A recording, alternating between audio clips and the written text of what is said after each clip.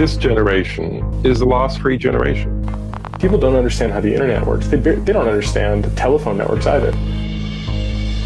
And I asked them at the evening, so what's the focus to secrecy about? And they told me, well, it's about slowing down processes in order to better control them. It's not about technology, it is about control. If you look at the internet from a perspective of people in power, then the last 20 years have been frightening to this. They see the internet like an illness, okay? An illness that affects their ability to define reality, to define what's going on in the news, to define what the people know, what is going on, and their ability to interact with it. So if you look at, let's say, Saudi Arabia, a country like that, where by some historical accident, religious leaders and people owning majority of the country are the same. So their interest of change is like in the zeros, like 0 to -5 maybe.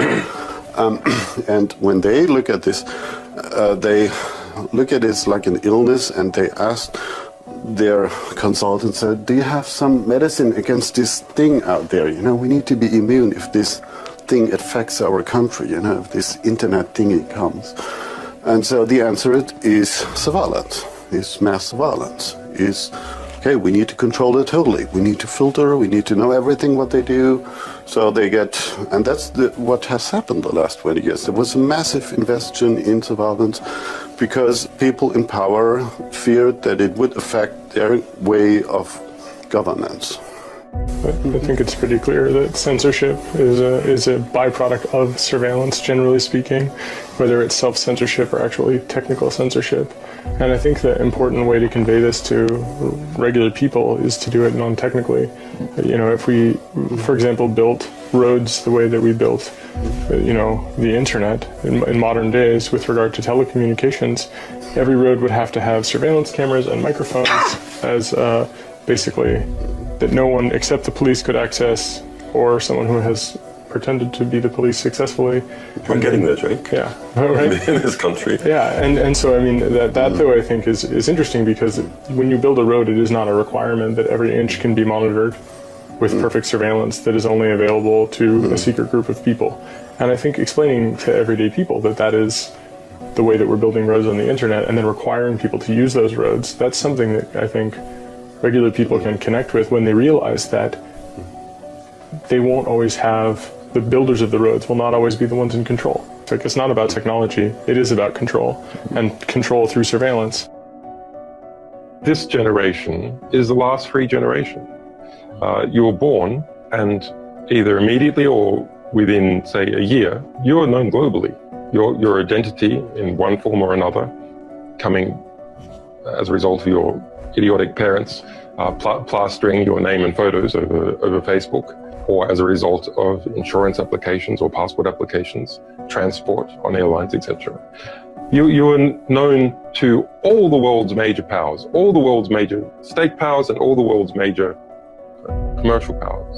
That's a very different situation for individuals to be in than they have previously been in. That a small child now, in some sense, has to negotiate its relationship with all the world's major powers. Of course, in practice, it can't do anything. Its parents are not managing that negotiation. But it puts us in I think, a very different position in the sense that very few, in fact, maybe only a few people in this audience, very technically capable people, are able to able to live apart, to choose to live apart, to choose to go their own way. They must be part of not only the state, but the major state-like corporations, so powerful they may as well be states, and not just their own state, but other states as well.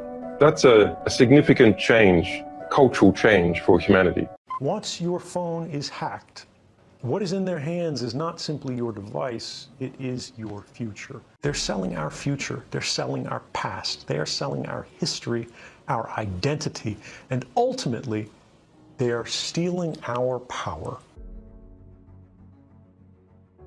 The screen may be off as it's sitting on your desk, but the device is talking all of the time. The question we have to ask is, who is it talking to? If I get a smartphone and I need to use a phone, I actually open it up before I use it. Anything you can do on that device, the attacker in this case the government, can do. Before 2013, if you said there's a system that's watching everything you do, the government is collecting records of every phone call in the United States, even for those people who are not suspected of any crime, it was a conspiracy. Yes, there were some people who believed it was happening. Yes, there were academics who could say this was technically possible. The world of 2013, we suspected, some suspected that this was happening. The world after 2013, we know that it's happening. The distance between speculation and fact is everything in a democracy. We have now had the first European regulations that are trying to limit the amount of data that can be collected secretly and used against populations broadly. And we have also seen the basic structure of the internet itself change in response to this understanding that the network path that all of our communications cross, when you request a website, when you send a text message, when you read an email, for so long those communications have been electronically naked or unencrypted. Before 2013, more than half the world's internet communications were unencrypted. Now, far more than half are, measured by just web traffic from one of the world's leading browsers, the Google Chrome browser.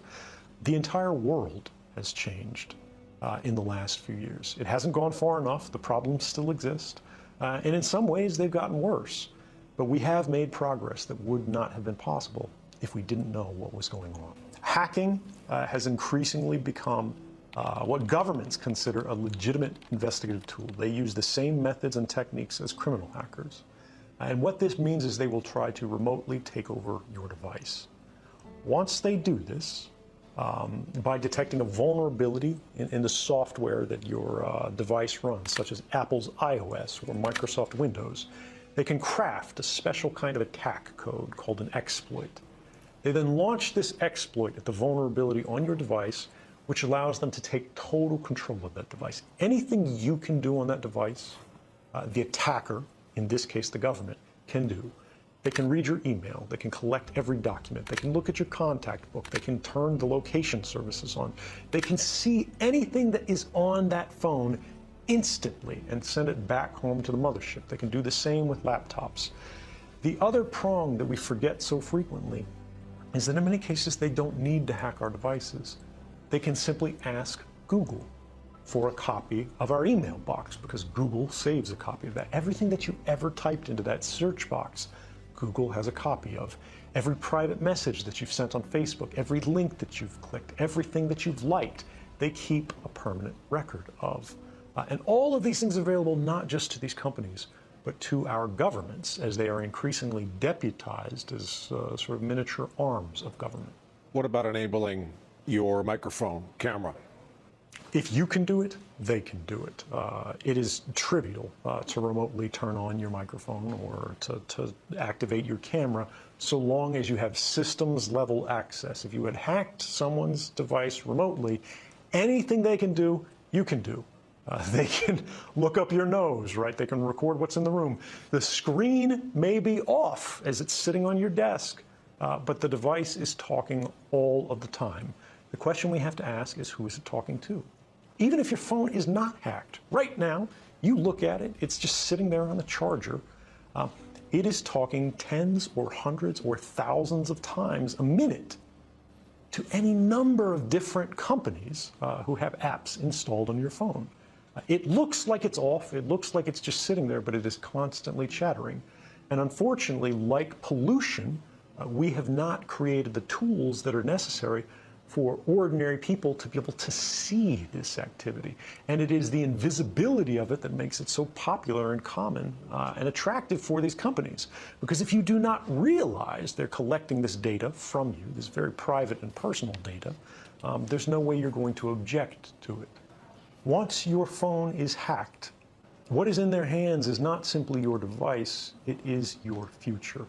But we see how these same technologies are being applied to create what they call the social credit system. If any of your activities online, if your purchases, if your associations, if your friends are in any way different from what the government or the powers that be of the moment would like them to be, You're no longer able to purchase train tickets. You're no longer able to board an airplane. You may not be able to get a passport.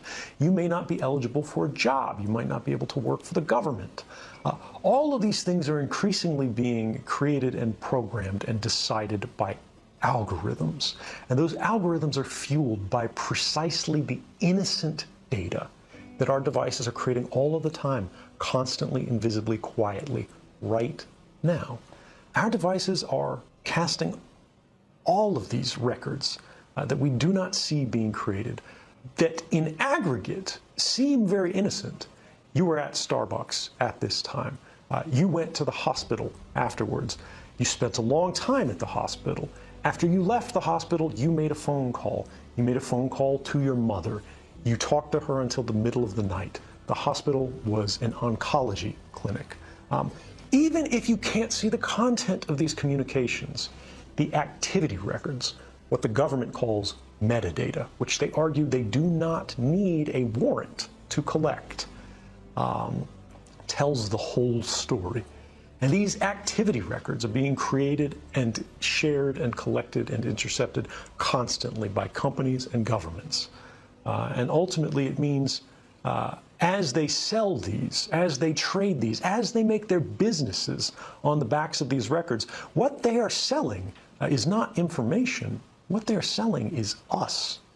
They're selling our future. They're selling our past. They are selling our history, our identity, and ultimately, they are stealing our power and making our stories work for them. If I get a smartphone and I need to use a phone, I actually open it up before I use it. I perform a kind of surgery on it to physically desolder or sort of melt the metal connections that hold the microphone on the phone. And I physically take this off. I remove the camera for the phone, and then I close it back up, I seal it up. And then if I need to make a phone call, I will attach an external microphone on it. And this is just so if the phone is sitting there and I'm not making a call, it cannot hear me. Now, this is extreme. Most people do not need this. But for me, it's about being able to trust our technology. My phone could still be hacked. My laptop could still be hacked. And just as I told you before, the same principles apply to me. If it is hacked, they can do anything to the device that I can do. So my trust in technology is limited.